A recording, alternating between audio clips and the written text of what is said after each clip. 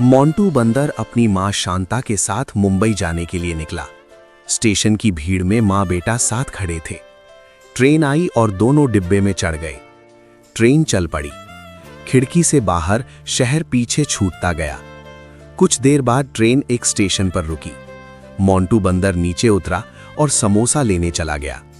तभी अचानक सीटी बजी। ट्रेन चल पड़ी। मोंटू ने पलटकर देखा, मां अंदर रह गई।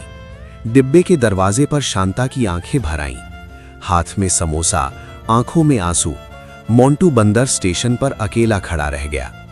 अगर मोंटू की ये कहानी आपके दिल तक पहुंची हो तो लाइक और सब्सक्राइब जरूर करना।